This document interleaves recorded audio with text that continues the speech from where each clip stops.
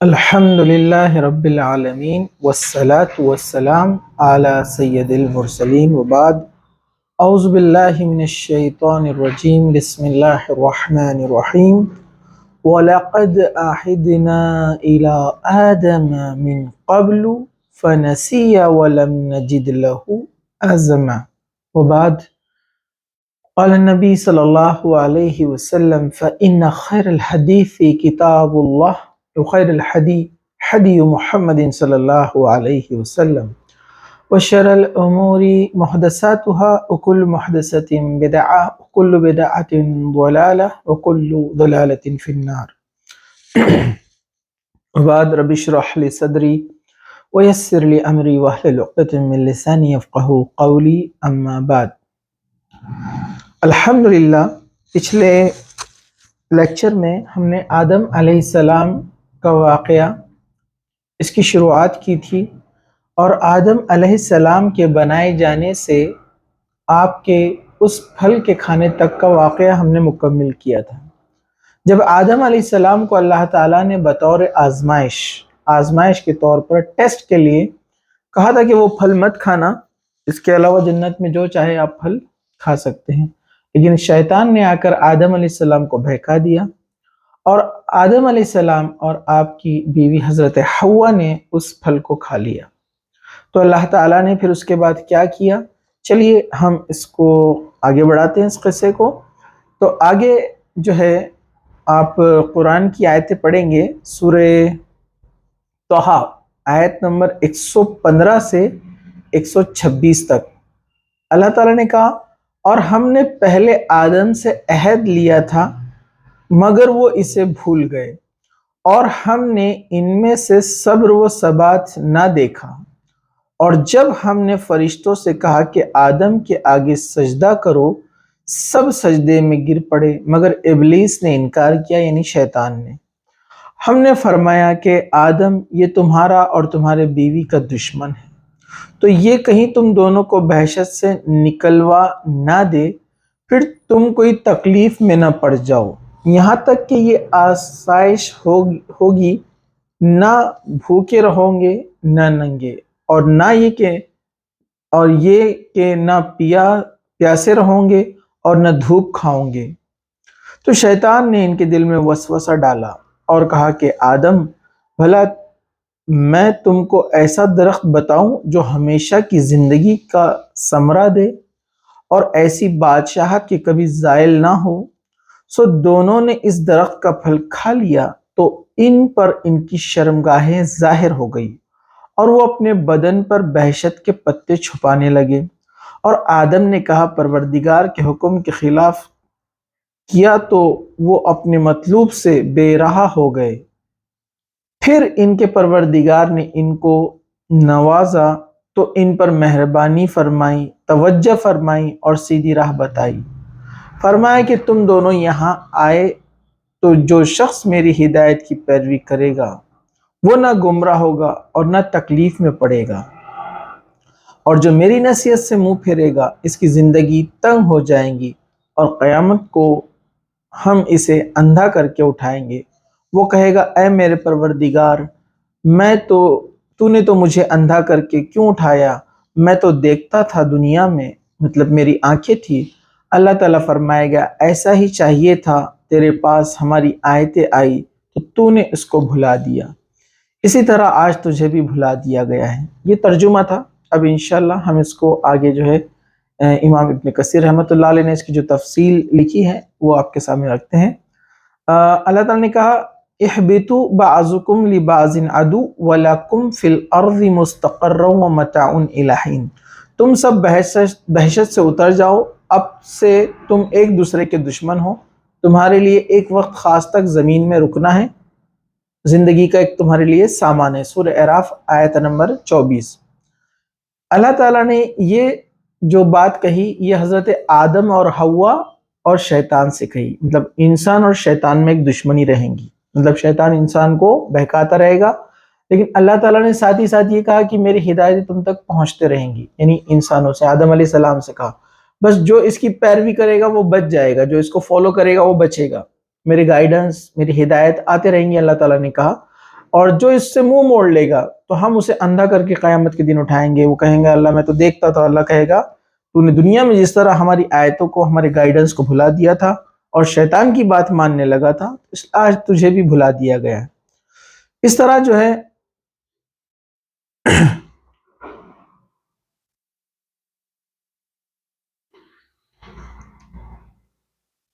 یہاں پر ایک بات یہاں پر آتی ہے, سنن ابو داؤد کی ایک حدیث ہے کہ جو واقعہ آتا ہے جس میں ایک سانپ کا ذکر ہے کہ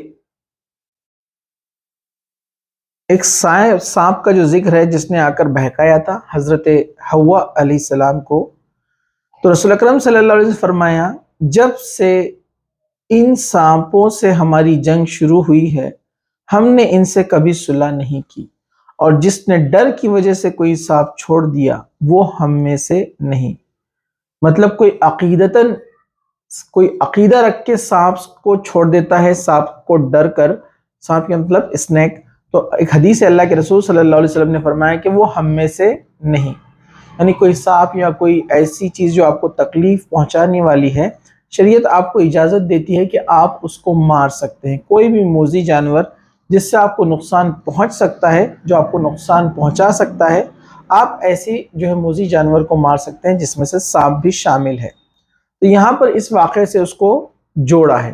اس طرح ایک اسرائیلی روایت میں بھی آتا ہے کہ سانپ جو ہے یعنی شیطان سانپ کی شکل میں آیا اور اس نے آ کر حضرت حوا کو بہکایا تھا کہ وہ پھل کھا لے تاکہ وہ کبھی جو ہے انہیں موت نہ آئیں گی, وہ ہمیشہ زندگی ان کی رہیں گی, ہمیشہ وہ باقی رہیں گے. خیر وہ اسرائیلی روایت ہے, واللہ عالم وہ کتنی صحیح ہے, لیکن یہاں پر ایک حدیث جو ابو داؤد میں ملتی ہے اس کا اس طرح سے یہاں پر ذکر آتا ہے, اہبطا منہا جمیعا بعضکم لبعض, تم دونوں یہاں سے اکٹھے نیچے اتر جاؤ, تم میں سے بعض کے دشمن ہوں گے. سورہ طہ آیت نمبر 123. تو دونوں سے مراد یہاں پر آدم علیہ السلام اور حضرت آدم علیہ السلام اور ابلیس, ان دونوں کا تذکرہ ہو رہا ہے کہ ان دونوں کو ایک ساتھ یہاں سے نکال دیا گیا. حوا علیہ السلام آدم علیہ السلام کے تابع ہو کر اور سانپ شیطان کے تابع ہو کر اس کے حکم سے یہاں پر مخاطب کیا گیا. مطلب آدم علیہ السلام کے ساتھ حضرت حوا اور ادھر ابلیس کے ساتھ جو ہے سانپ, اس کا ذکر یہاں پر کیا گیا ہے کہ تم یہاں سے نکل جاؤ اور ایک دوسرے کے دشمن رہو گے. لیکن علماء میں اس میں اختلاف ہے کہ آدم علیہ السلام جنت میں کتنا عرصہ رہے. حضرت ابو ہریرہ رضی اللہ عنہ فرماتے ہیں کہ نبی کریم صلی اللہ علیہ وسلم نے فرمایا آدم علیہ السلام کو جمعے کے دن پیدا کیا گیا اور اسی دن ہی جنت میں داخل کیا گیا اور اسی دن سے ان کو نکالا گیا. تو دن جمعے کا تھا, لیکن کتنا وقفہ وہ وہاں پر رہے اس کے تعلق سے کوئی جو ہے واضح جو ہے دلیل یہاں پر موجود نہیں ہے, لیکن وہ ایک اچھا خاصا طویل عرصہ وہاں پر ٹھہرے رہے. یہ ابن جریر رحمۃ اللہ علیہ فرماتے ہیں, اور جو ہے مجاہد اور ضحاک رحم اللہ اجمعین یہ ابن عباس سے نقل کرتے ہیں. چلیے ہم آگے بڑھتے ہیں. فَلَا يُخْرِجَنَّكُمَا مِنَ الْجَنَّةِ فَتَشْقَى, اللہ تعالیٰ نے فرمایا ایسا ہرگز نہیں ہونا چاہیے کہ وہ شیطان تمہیں جنت سے نکلوا دے پھر تمہیں سخت مشقت برداشت کرنی پڑے. سورہ طہ. اسی طرح حضرت آدم علیہ السلام کی توبہ. چلیے ہم آگے بڑھتے ہیں. حضرت آدم علیہ السلام کی توبہ, قرآن نے کہا سورہ اعراف آیت نمبر 23, کیا میں نے تم کو اس درخت کے پاس جانے سے منع نہیں کیا تھا اور جتا نہیں دیا تھا کہ شیطان تمہارا کھلم کھلا دشمن ہے. دونوں نے عرض کرنے لگے کہ پروردگار ہم نے اپنی جانوں پہ ظلم کیا. آپ دعا جانتے ہیں, ربنا ظلمنا انفسنا, ہم دونوں نے اپنی جانوں پر ظلم کیا. وَإِن لَّمْ تَغْفِرْ لَنَا, اور اگر تو نے ہمیں نہیں بخشا, وَتَرْحَمْنَا, اگر ہم پر رحم نہیں کیا, لَنَكُونَنَّ مِنَ الْخَاسِرِينَ, تو ہم تباہ ہو جائیں گے, ہم خسارہ اٹھانے والوں میں سے ہو جائیں گے. مطلب اے اللہ ہم سے غلطی ہو گئی. حضرت آدم علیہ السلام حضرت حوا علیہ السلام دونوں نے کہا اے اللہ ہم سے غلطی ہو گئی, اور اگر تو نے ہم پر رحم نہیں کیا, ہمیں مغفرت نہیں دی, تو ہم نقصان اٹھانے والوں میں سے ہو جائیں گے. اور بے شک جس پر اللہ تعالیٰ مغفرت نہ کرے یا اس پر رحم نہ کرے اس کی مغفرت، اس کی توبہ قبول نہ کرے تو ایسا انسان نہ دنیا میں کامیاب ہو سکتا ہے نہ آخرت میں وہ کامیاب ہوگا۔ تو وہ دعا کرنے لگے اور اللہ تعالیٰ نے ان کی دعا قبول فرمائی۔ فَتَلَقَّى آدَمَ مِن رَبِّهِ كَلِمَاتٍ، پھر آدم نے اپنے پروردگار سے کچھ کلمات سیکھے۔ یہ سورہ بقرہ آیت نمبر 37، اور یہ وہی کلمات ہے ربنا ظلمنا جو سورہ اعراف کے اندر آتے ہیں۔ تو انہوں نے وہ کلمات سیکھے، توبہ کی، اللہ تعالیٰ نے انہیں معاف فرما دیا۔ اب اس کے بعد اولاد آدم علیہ السلام اور قصہ حابل اور قابل کا۔ حابل اور قابل یہ آدم علیہ السلام کے دو بیٹے ہیں۔ ان کا واقعہ اب یہاں سے شروع ہوتا ہے۔ اس کو اللہ تعالیٰ نے سورہ نساء کے اندر یہاں سے انسانی تخلیق کی شروعات کس طرح سے ہوئی کہا، یا ایھا الناس اتقوا ربکم الذی خلقکم من نفس واحدہ۔ یہ آیت ہم نے شروعات میں اس قصے کے پڑھی تھی کہ اللہ تعالیٰ کہتا ہے کہ لوگوں اپنے پروردگار سے ڈرو جس نے تم کو ایک جان سے پیدا کیا، یعنی آدم علیہ السلام سے، اور اسی سے اس کا جوڑا بنایا یعنی حضرت حوا علیہ السلام، پھر ان دونوں سے کثرت مرد اور عورت پھیلا دیے، اور اللہ سے ڈرو کہ جس کے نام کو تم اپنی حاجت براری کے لیے ذریعہ بناتے ہو، اور قطع رحمی سے بچو، رشتے توڑنے سے بچو، کچھ شک نہیں کہ اللہ تعالیٰ تمہیں دیکھ رہا ہے۔ سورہ نساء آیت نمبر 1۔ اسی طرح اللہ تعالیٰ نے قرآن میں فرمایا وَإِذْ أَخَذْنَا رَبُّكَ مِن بَنِي آدَمَ مِن ظُهُورِهِمْ ذُرِّيَّتَهُمْ وَأَشْهَدَهُمْ عَلَىٰ أَنفُسِهِمْ أَلَسْتُ بِرَبِّكُمْ قَالُوا بَلَىٰ شَهِدْنَا۔ سورہ اعراف آیت نمبر 172۔ اور جب تمہارے پروردگار نے بنی آدم سے یعنی ان کے پیٹھوں سے ان کی اولاد نکالی تو ان سے خود ان کے مقابلے میں اقرار کرا لیا، یعنی ان سے پوچھا تھا کہ کیا تمہارا پروردگار میں نہیں ہوں؟ تو وہ کہنے لگے کیوں نہیں، ہم گواہی دیتے ہیں کہ تو ہمارا پروردگار ہے۔ اس کے تعلق سے ایک طویل حدیث آتی ہے، حضرت عمر بن خطاب رضی اللہ عنہ فرماتے ہیں کہ اس کے تعلق سے جب پوچھا گیا تو انہوں نے فرمایا میری موجودگی میں رسول اکرم صلی اللہ علیہ وسلم سے اس کے تعلق سے سوال کیا گیا تھا، تو آپ نے فرمایا مطلب اس جو اللہ تعالیٰ نے آدم کی پیٹھ سے تمام اولاد کو ان کے پیدا کیا ہے، اس کے تعلق سے جب پوچھا گیا تو فرمایا کہ اللہ تعالیٰ نے آدم علیہ السلام کو پیدا فرمایا، پھر ان کی پشت سے، پیٹھ سے پشت پر اپنا دایاں ہاتھ پھیرا اللہ تعالیٰ نے اور ان کی اولاد نکالی اور فرمایا میں نے انہیں جنت کے لیے پیدا کیا ہے اور جنتیوں والے عمل کریں گے۔ پھر ان کے پشت پر دوبارہ ہاتھ پھیرا تو مزید اولاد ظاہر فرمائی اور ارشاد فرمایا میں نے انہیں جہنم کے لیے پیدا کیا اور یہ جہنم والے عمل کریں گے۔ ایک آدمی نے کہا اے اللہ کے رسول صلی اللہ علیہ وسلم، تب عمل کس لیے؟ جب جنت اور جہنم طے ہو چکی ہے تو انسان عمل کیوں کرے؟ اللہ کے رسول صلی اللہ علیہ وسلم فرمایا جب اللہ تعالیٰ کسی بندے کو جنت کے لیے پیدا فرماتا ہے تو اسے جنتیوں والے عمل کی توفیق دیتا ہے اور وہ شخص اس کی وجہ سے جنت میں داخل ہو جاتا ہے، اور اللہ تعالیٰ جب کسی بندے کو جہنم کے لیے پیدا کرتا ہے تو اسے جہنمیوں والے اعمال میں مشغول کر دیتا ہے اور وہ شخص ان کی وجہ سے جہنم میں داخل ہو جاتا ہے۔ جمہور علماء یہ رائے رکھتے ہیں کہ آدم علیہ السلام کی اولاد سے وعدہ لیا گیا تھا۔ انہوں نے اس حدیث سے بھی استدلال کیا ہے جو حضرت انس بن مالک سے روایت ہے کہ نبی کریم صلی اللہ علیہ وسلم فرمایا قیامت کے دن ایک جہنمی سے کہا جائے گا کہ اگر تیرے پاس پوری دنیا کا مال اور دولت ہو تو کیا تو فدیے کے طور پر دے دے گا؟ وہ کہے گا ہاں۔ اللہ تعالیٰ فرمائے گا کہ میں نے تجھ سے اس سے آسان چیز کا مطالبہ کیا تھا جب تو آدم کی پشت میں تھا، اس وقت میں نے تجھ سے ایک وعدہ لیا تھا کہ تو میرے ساتھ شریک نہیں کرے گا کسی کو، لیکن تو نے پھر بھی شرک کرنے پر ہی اصرار کیا۔ تو اب یہاں پر بات سمجھنے کی ہے، کچھ لوگ اس پر بڑا سوال بھی اٹھاتے ہیں اور بڑے کنفیوز بھی ہوتے ہیں کہ جب اللہ تعالیٰ نے لکھ دیا کہ یہ جنتی ہے یہ جہنمی ہے تو پھر عمل کیوں کرے؟ یاد رکھیے تقدیر کا معاملہ ہے۔ تقدیر سے مراد اللہ تعالیٰ نے تقدیر بنائی اور تقدیر اللہ تعالیٰ کے علم سے ہے، اللہ تعالیٰ کے جبر سے نہیں ہے۔ مطلب اللہ سبحانہ و تعالیٰ نے جب یہ کہا کہ یہ شخص جنتی ہے تو یہ اللہ کے علم سے کہ یہ شخص ایسے کام کرے گا، اچھے کام کرے گا اور جنت میں داخل ہو جائے گا، اور یہ شخص جہنمی مطلب یہ برے کام کرے گا اور یہ جہنم میں داخل ہو جائے گا۔ تو یہ اللہ تعالیٰ کا نالج ہے، اللہ تعالیٰ نے زبردستی ان کو جنتی اور جہنمی فکس نہیں کیا۔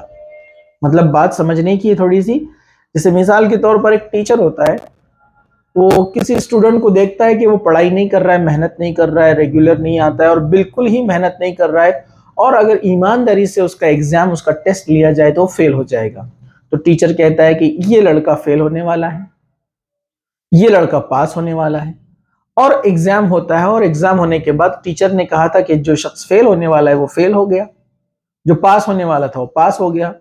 لیکن جو اسٹوڈنٹ ہے یا ان کے جو پیرنٹس ہے، وہ ٹیچر سے یہ نہیں کہہ سکتے کہ تم نے کہا تھا یہ فیل ہو جائے گا اس لیے یہ فیل ہو گیا، بلکہ وہ اس بات کو اقرار کریں گے، ہاں ٹیچر نے دیکھا کہ یہ پڑھ نہیں رہا ہے، تو ٹیچر نے اپنے علم، اپنے نالج سے کہا کہ یہ فیل ہو جائے گا۔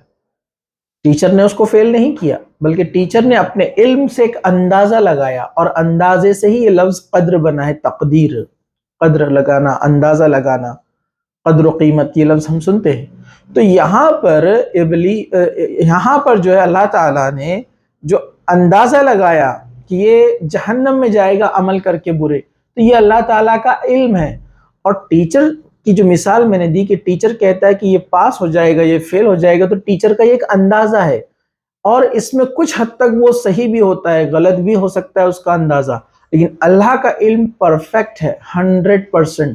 تو اللہ نے جب کہا کہ اپنے علم سے کہ یہ شخص اچھے عمل کر کے جنت میں داخل ہوگا اور یہ برے عمل کر کے جہنم میں داخل ہوگا، تو یہ اللہ کا نالج، یہ اللہ کا علم ہے۔ اللہ تعالیٰ نے جبراً کسی اپنے بندے کو جہنم میں اور آگ میں ڈالنے کا فیصلہ نہیں کیا، بلکہ وہ شخص نے عمل ایسے کرنے والا ہے، اللہ کو معلوم ہے، جس وجہ سے وہ جہنم کا ایندھن بنے گا، ورنہ اللہ تعالیٰ نے اس پر زبردستی جہنم نہیں تھوپی ہے۔ ٹھیک ہے، تو یاد رکھیے جو تقدیر ہے وہ اللہ تعالیٰ کے علم سے ہے، جبر یعنی زبردستی سے نہیں ہے۔ چلیے ہم آگے بڑھتے ہیں۔ پھر آگے اللہ تعالیٰ فرما رہے ہیں سورہ احزاب آیت نمبر 7، وَإِذْ أَخَذْنَا مِنَ النَّبِيِّينَ مِيثَاقَهُمْ وَمِنْكَ وَمِنْ نُوحٍ وَإِبْرَاهِيمَ وَمُوسَى وَعِيسَى ابْنِ مَرْيَمَ وَأَخَذْنَا مِنْهُمْ مِيثَاقًا غَلِيظًا۔ اور جب ہم نے پیغمبروں سے عہد لیا، اور تم سے اور نوح اور ابراہیم اور موسیٰ اور مریم کے بیٹے عیسیٰ سے، اور سب سے عہد بھی لیا، ان سے پکا کر لیا۔ سورہ احزاب آیت نمبر 7۔ اسی طرح سورہ روم کی آیت نمبر 30 میں اللہ تعالیٰ نے کہا کہ تو تم ایک طرف کے ہو کر دین اللہ کے راستے پر سیدھا منہ کیے ہوئے چلے جاؤ، اللہ کی فطرت کو جس پر اس نے لوگوں کو پیدا کیا اختیار کیے رہو۔ اللہ کی بھی بنائی ہوئی فطرت میں تغیر و تبدیلی نہیں ہو سکتی۔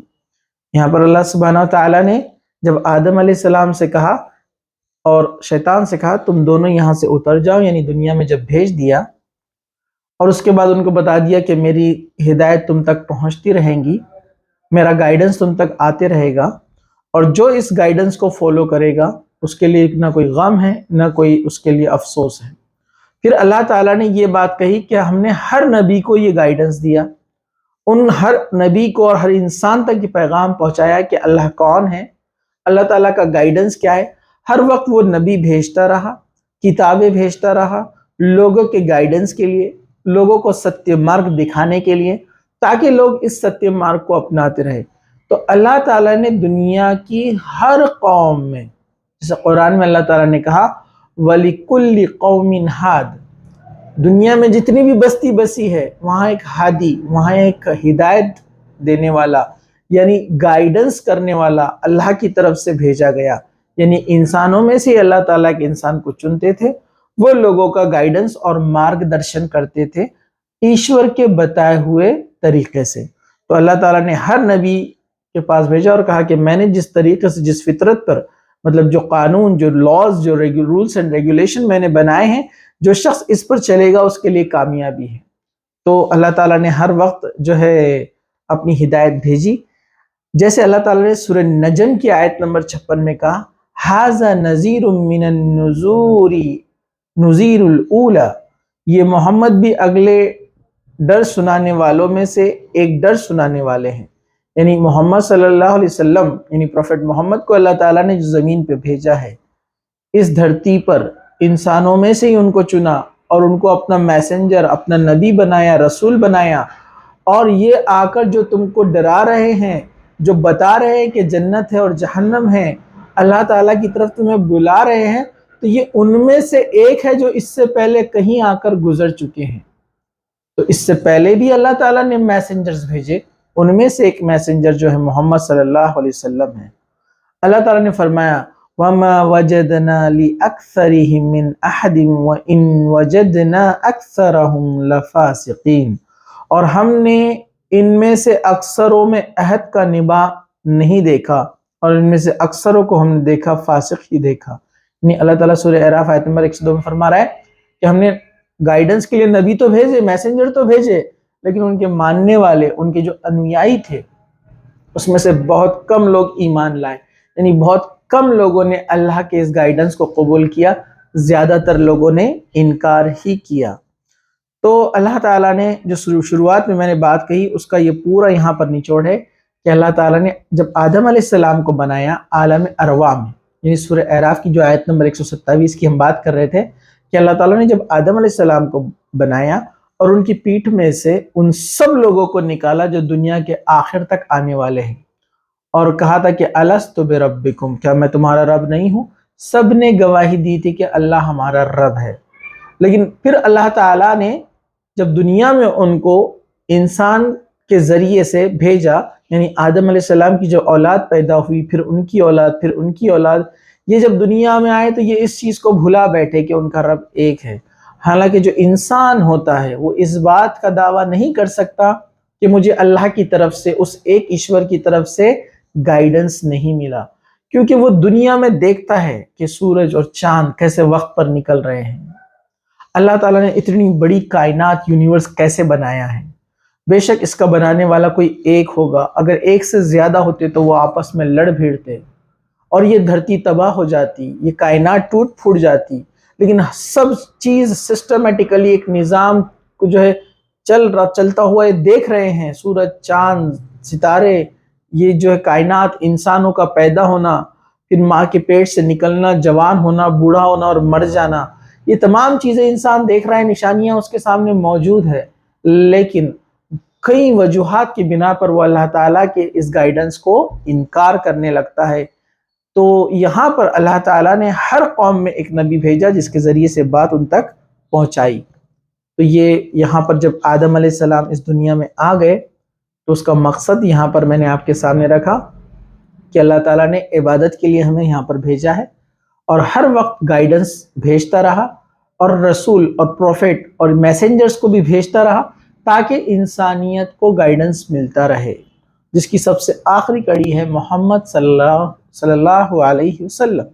چلیے ہم آگے بڑھتے ہیں، اس واقعے کو آگے بڑھاتے ہیں۔ قابل اور حابل کا واقعہ۔ اللہ تعالیٰ فرماتا ہے اے محمد صلی اللہ علیہ وسلم، ان کو آدم کے دو بیٹے حابل اور قابل کی حالت ٹھیک ٹھیک پڑھ کر سنا دو کہ جب ان دونوں نے اللہ کے جناب میں کچھ نیازیں چڑھائی، کچھ چڑھاوا چڑھایا، تو ایک کی نیاز تو قبول ہو گئی اور دوسرے کی قبول نہیں ہوئی۔ دونوں نے اللہ تعالیٰ کے سامنے اپنی اپنی نظر پیش کی۔ تب قابل حابل سے کہنے لگا میں تجھے قتل کر دوں گا۔ اس نے کہا کہ اللہ پرہیزگار لوگوں کی نیاز یعنی ان کی قربانی، سیکریفائس کو قبول فرماتا ہے۔ اگر تو مجھے قتل کرنے کے لیے مجھ پر ہاتھ چلائے گا تو میں تجھ کو قتل کرنے کے لیے تجھ پر ہاتھ نہیں چلاؤں گا۔ مجھے تو اللہ رب العالمین سے ڈر لگتا ہے، میں چاہتا ہوں کہ تم میرے گناہ میں بھی ماخوذہ ہو، یعنی تو میرے گناہوں کو بھی اٹھا لے اور اپنے گناہ بھی، پھر اہل دوزخ میں سے ہو جا، اور ظالموں کی یہی سزا ہے۔ مگر اس کے نفس نے اس کو بھائی کے قتل ہی کی ترغیب دی اور اس نے اسے قتل کر دیا اور خسارہ اٹھانے والوں میں سے ہو گیا، یعنی قابل نے اپنے بھائی حابل کو مار دیا۔ اب اللہ نے ایک کوا بھیجا جو زمین کو کریدنے لگتا تھا، مطلب ایک کوا آیا اور دوسرا ایک کوا جو مرا ہوا تھا، تو اس کوے نے زمین کو کریدا اور جو مرا ہوا کوا تھا اس کو زمین میں ڈال دیا اور دفن کر دیا، کیونکہ جب قابل نے حابل کو مارا تو اسے سمجھ میں نہیں آیا تو اب اس باڈی کا، اس لاش کا کیا کیا جائے، تو اس کوے کے ذریعے سے اس نے سیکھا کہ زمین کو کھودیں گے اور حابل کو اس میں ڈال دیں گے، اور اس میں وہ اس کو چھپانے لگا، کہنے لگا ہائے افسوس، مجھ سے اتنا بھی نہ ہو سکا کہ اس کو لے کے برابر ہوتا کہ اپنے بھائی کی لاش چھپا دیتا۔ پھر وہ پریشان ہونے لگا۔ سورہ مائدہ سورہ نمبر 5 آیت نمبر 27 سے 31، 27 سے 31۔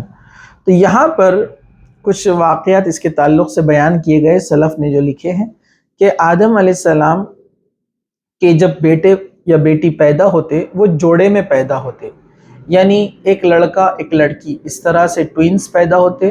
پھر کچھ وقفے بعد، کچھ گیپ کے بعد ایک لڑکا اور ایک لڑکی پیدا ہوتے، یعنی جو ٹوئنز پیدا ہوتے وہ آپس میں بھائی بہن ہوتے، کیونکہ اس زمانے میں دنیا کو آگے بڑھانے کے لیے یہی اس زمانے کی شریعت تھی، اور اللہ تعالیٰ نے کچھ رولز ایسے بنائے تھے۔ اس زمانے کی شریعت یہ تھی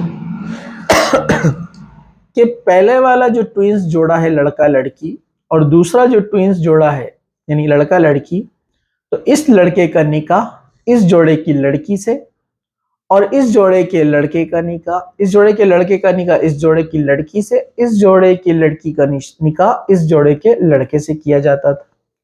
لیکن جو قابل تھا، قاف سے قابل، قاف سے قاتل، یاد رکھنے کے لیے آسان ہے، تو جو قابل تھا جس نے قتل کیا، اس کی جو جوڑے میں بہن تھی وہ خوبصورت تھی، اب وہ اس سے نکاح کرنا چاہتا تھا، لیکن شریعت کے حساب سے تو اس کا نکاح حابل سے ہونا تھا۔ اس نے اس بات کو قبول نہیں کیا، اس پر ان کی بحث ہوئی، لڑائی ہوئی۔ اس پر اللہ تعالیٰ نے ان دونوں کو قربانی پیش کرنے کے لیے کہا کہ دونوں جو ہے اپنی اپنی قربانی پیش کریں۔ تو حابل بھیڑ بکریاں پالتا تھا، مطلب اللہ تعالیٰ نے دنیا میں جب ان کو بھیجا تو یہ چیزیں بھی سکھائی کہ جو حابل تھا وہ بھیڑ بکریاں یعنی بکریاں، بھینس، گائے وغیرہ ان کو وہ پالتا تھا۔ اس نے ایک موٹا تازہ جانور قربانی کے لیے لایا تاکہ اللہ کی راہ میں قربانی کرے، اللہ کی نظر کرے۔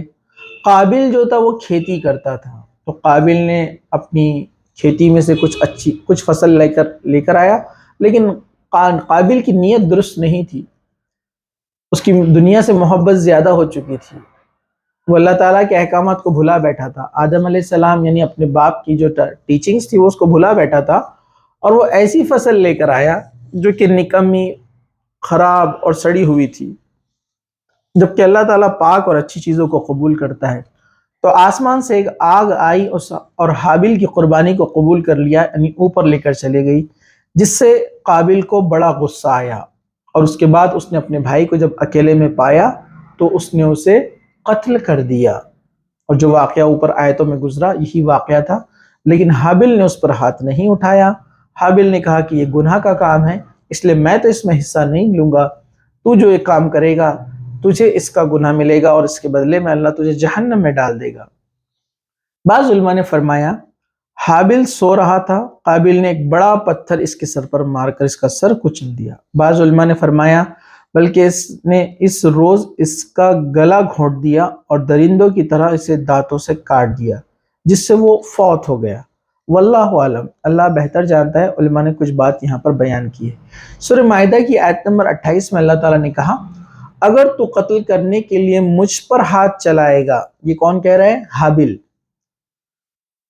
تو اس کے لیے میں تجھ پر ہاتھ نہیں چلاؤں گا۔ مجھے تو اللہ تعالیٰ رب العالمین سے ڈر لگتا ہے۔ اس سے پتہ چلتا ہے کہ وہ ہوش و حواس میں تھا، اس نے دیکھا، یا کسی نے کہا کہ یہ اس نے اپنی نیند میں جانے سے پہلے، سونے سے پہلے یہ بات اس سے کہی تھی کہ میں تجھ سے نہیں لڑوں گا، تو چاہے مجھ سے لڑے، ٹھیک ہے۔ اسی طرح اللہ کے رسول صلی اللہ علیہ وسلم فرمایا کہ جب دو مسلمان آپس میں تلواریں سوت لیتے ہیں، ایک دوسرے سے لڑائی کرنے کے لیے، ایک دوسرے کا سامنا کرنے کے لیے جنگ کرتے ہیں، تو قاتل اور مقتول دونوں جہنمی ہوتے ہیں۔ صحابہ نے عرض کیا ٹھیک ہے، دو لوگ لڑے، ایک نے مارا اور ایک مر گیا، لیکن اللہ کے رسول نے فرمایا دونوں جہنمی ہیں۔ دونوں جہنمی کیوں ہیں؟ کیونکہ اللہ کے رسول صلی اللہ علیہ وسلم فرمایا ایک کو چانس مل گیا اس لیے اس نے اسے قتل کر دیا، ایک کو چانس ملا اس لیے بی کو قتل کر دیا، اگر بی کو چانس ملتا تو اے کو بھی قتل کر دیتا، یعنی دونوں کی نیت تھی ایک دوسرے کو قتل کرنے کی، ایک حاوی آ گیا، لہٰذا جہنم میں دونوں جائیں گے۔ ہاں، لیکن اگر ایک شخص کی نیت قتل کرنے کی تھی لیکن دوسرے شخص کی نیت قتل کرنے کی نہیں تھی، بلکہ سیلف ڈیفenس میں غلطی سے اس کے ہاتھوں اگر کوئی مارا جائے تو وہ گنہگار نہیں ہے۔ ہاں لیکن نیت دونوں کی ہے کہ بس کسی بھی طرح سے قتل کرنا ہے، اس کو مارنا ہے، تو یہ بہت بڑا گناہ ہے اور اس کی سزا جو ہے جہنم ہے۔ تو حابل کی نیت نہیں تھی قتل کرنے کی، اس لیے وہ بے گناہ تھا۔ قابل کی نیت تھی قتل کرنے کی، اس لیے وہ گنہگار لوگوں میں سے شامل ہو گیا۔ چلیے اب ہم آگے بڑھتے ہیں۔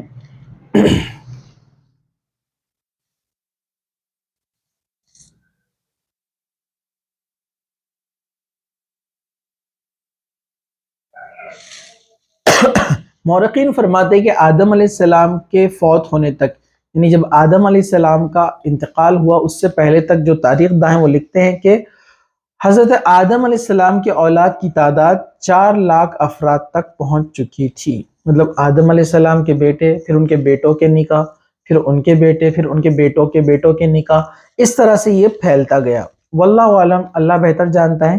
صحیحین کی جس حدیث میں سفر معراج کا ذکر ہے، اس میں بیان کیا کہ رسول اکرم صلی اللہ علیہ وسلم پہلے آسمان پر آدم علیہ السلام سے ملے تو انہوں نے فرمایا نیک نبی اور نیک بیٹے کو خوش آمدید۔ آدم علیہ السلام کے دائیں طرف بھی بہت سے افراد تھے اور بائیں طرف بھی بہت سارے لوگ تھے۔ جب اللہ کے رسول معراج پر گئے، جنت کی جب آپ نے سیر کی، تو جب اب آدم علیہ السلام سے ملے پہلے آسمان پر، تو آپ نے کیا دیکھا کہ آدم علیہ السلام کے رائٹ سائڈ میں کچھ لوگ ہیں اور لیفٹ سائڈ میں کچھ لوگ ہیں۔ آپ جب دائیں طرف دیکھتے ہیں تو خوش ہو کر ہنس پڑتے ہیں اور بائیں طرف دیکھتے ہیں تو رو پڑتے ہیں۔ آدم علیہ السلام رائٹ سائڈ دیکھ کر ہنستے ہیں اور لیفٹ سائڈ دیکھ کر رونا شروع کر دیتے ہیں۔ جبرائیل علیہ السلام یہ اس سے پوچھا گیا یہ کیا معاملہ ہے؟ انہوں نے فرمایا یہ آدم علیہ السلام ہیں اور یہ ان کی اولاد کی روحیں ہیں۔ جب وہ دائیں طرف جنتی روحوں کو دیکھتے ہیں تو مسکراتے ہیں، اور جب بائیں طرف جہنمی روح، مطلب وہ لوگ جو برے کرم کر کے جہنم میں جانے والے ہیں، ان کو دیکھتے ہیں تو وہ رو پڑتے ہیں۔ یہاں پر اسی طرح اللہ کے رسول کا دیگر انبیاء سے بھی ملاقات ہوئی یہاں پر۔ تو یہ واقعہ ایک یہاں پر آتا ہے جو امام ابن کثیر رحمۃ اللہ علیہ نے نقل کیا ہے۔ آدم علیہ السلام کی وفات اور بیٹے شیس علیہ السلام کو وصیت، مطلب حضرت آدم علیہ السلام کے ایک بیٹے حضرت شیس جن کو نبی بنایا گیا، یعنی اللہ تعالیٰ کے جو احکامات اور گائیڈنس تھے جنہوں نے اور دوسرے انسانوں تک اس کو پھیلایا۔ شیس کا مطلب ہے اللہ کا دیا ہوا تحفہ۔ آدم علیہ السلام نے یہ نام اس لیے رکھا کہ حابل کے قتل ہو جانے کے بعد اللہ تعالیٰ نے انہیں شیس عطا فرمایا تھا۔ محمد بن اسحاق رحمۃ اللہ علیہ فرماتے ہیں جب آدم علیہ السلام کی وفات کا وقت آیا تو آپ نے اپنے بیٹے شیس کے حق میں وصیت کی، انہیں رات اور دن کے اوقات اور ان اوقات میں ادا کی جانے والی عبادت کی تعلیم دی، اور انہیں بتایا کہ ایک طوفان آنے والا ہے۔ کہتے ہیں کہ آج کل جتنے انسان موجود ہیں ان کا نسب شیس علیہ السلام تک جا کر پہنچتا ہے۔ آدم علیہ السلام کے دوسرے بیٹوں کی اولادیں ختم ہو چکی ہے، واللہ عالم، اللہ بہتر جانتا ہے۔ لیکن کچھ لوگوں نے لکھا ہے کہ شیس علیہ السلام سے ہی دنیا آگے بڑھی اور دیگر جو اولادیں تھیں ان کی دوسری جو آدم علیہ السلام کی اولادیں تھیں ان سے نسلیں آگے نہیں بڑھی۔ حضرت آدم علیہ السلام کے موت کا وقت جب آیا وہ جمعہ کا دن تھا۔ فرشتے اللہ کے پاس سے جنت کی خوشبو اور جنت کا کفن لے کر آئے اور ان کے بیٹے اور حضرت یعنی خلیفہ شیس علیہ السلام کی تعزیت کی، یعنی شیس علیہ السلام کے ساتھ انہوں نے جو ہے ان کی تدفین کا پورا معاملہ کیا۔ حضرت ابی بن کعب رضی اللہ عنہ سے روایت ہے کہ انہوں نے فرمایا کہ جب آدم علیہ السلام کی وفات کا وقت قریب آیا، انہوں نے اپنے بیٹوں سے فرمایا بیٹو میرا جنت کے پھل کھانے کو جی چاہتا ہے۔ وہ تلاش کے لیے نکل پڑے۔ انہیں سامنے سے فرشتے آتے ملے جن کے پاس آدم علیہ السلام کا کفن اور خوشبو موجود تھا، اور ان کے پاس کلہاڑے، کسیاں اور ٹوکریاں بھی تھی۔ انہوں نے کہا آدم کے بیٹو تمہیں کس چیز کی تلاش ہے، یا کہا تم کیا چاہتے ہو اور کہاں جا رہے ہو؟ انہوں نے کہا ہمارے والد صاحب بیمار ہیں اور جنت کے میووں کی خواہش رکھتے ہیں۔ فرشتوں نے کہا واپس چلے جاؤ، تمہارے والد فوت ہونے والے ہیں۔ فرشتے جب آدم علیہ السلام کی روح قبض کرنے کے لیے آئے تو حوا علیہ السلام نے انہیں دیکھ کر پہچان لیا۔ وہ آدم علیہ السلام سے چمٹ گئی۔ آدم علیہ السلام نے فرمایا مجھ سے الگ ہو جاؤ، پہلے ہی مجھے تمہارے ذریعے سے ہی معصیت پہنچی ہے، یعنی وہ تھوڑے سے ناراض ہوئے ان سے۔ مجھے میرے رب کے فرشتے کے ساتھ رہنے دو۔ فرشتوں نے ان کی روح قبض کی، غسل دیا، کفن پہنایا، خوشبو لگائی، آپ کی قبر کھودی اور لحد تیار کی۔ لحد کہتے ہیں وہ قبر جو اندر کی طرف جا کر چھپ جاتی ہے، یعنی اندر کی طرف ہو جاتی ہے، یعنی اس طرح سے وہ ایل ٹائپ میں قبر ہوتی ہے، اس طرح سے انہوں نے اس کو جو ہے کھودا۔ آدم علیہ السلام کے بیٹوں تمہارے لیے یہی طریقہ ہے۔ فرشتے آ کر حضرت آدم علیہ السلام کی تدفین کی، اور یہ کیوں کی؟ تاکہ ان کے بیٹوں کو بتایا جائے کہ تدفین کا طریقہ، یعنی کوئی مر جائے تو اس کو کس طرح سے زمین میں دفن کیا جاتا ہے، یہ فرشتوں نے آ کر آدم علیہ السلام کے بیٹوں کو سکھایا۔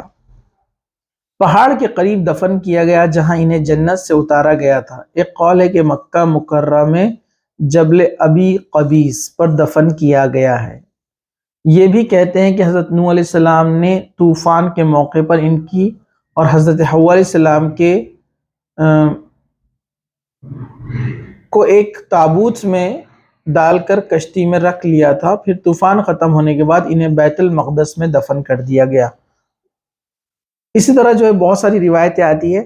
تو یہاں پر اصل بات جو آئی کہ انسان کو دفن کیسے کیا جائے، یہ فرشتوں نے آ کر تعلیم دی اللہ کے حکم سے۔ اور ہم دیکھیں گے اگر جتنے بھی مذاہب ہیں، جتنے بھی ریلیجن ہیں، ان کے آپ پریویس یعنی کئی ہزاروں سال پہلے آپ پیچھے جائیں گے تو سب کے پاس دفن کرنے کا طریقہ تھا۔ کچھ قوموں میں بعد میں جلانے کا جو ہے طریقہ رائج ہو گیا، کچھ قوموں میں الگ الگ طریقے رائج ہو گئے کہ ڈیڈ باڈی کو چھوڑ دیا جاتا ہے کسی کنویں میں اور پرندے آ کر اس کو کھا جاتے ہیں۔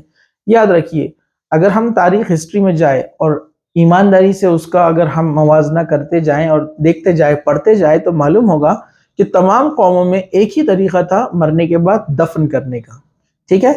پھر اس کے بعد یہ جو ہے کافی وقت گزرا اور اس کے بعد اللہ سبحانہ و تعالیٰ نے شیس علیہ السلام کو جو ہے نبی بنایا، اور انہوں نے لوگوں کو اللہ تعالیٰ کی تعلیمات یعنی اللہ تعالیٰ کے گائیڈنس کو جو ہے پہنچانے کا کام دیا۔ انشاءاللہ تعالیٰ حضرت شیس علیہ السلام کے تعلق سے ہم اگلے لیکچر میں جو ہے گفتگو کریں گے کہ ان کا واقعہ کس طرح سے تھا، انہوں نے لوگوں کو کس طرح سے تعلیم دی اور ان کی زندگی کیسے گزری۔ اللہ تعالیٰ ہم سب کو اللہ تعالیٰ کے بتائے ہوئے گائیڈنس کو فالو کرنے والا بنائے۔ اللہ سبحانہ و تعالیٰ ہم کو جب تک زندہ رکھے، اسلام پر زندہ رکھے، خاتمہ ایمان پر ہو۔ وآخر دعوانا الحمدللہ رب العالمین۔ سبحان ربک رب العزت عما یصفون وسلام علی المرسلین والحمدللہ رب العالمین۔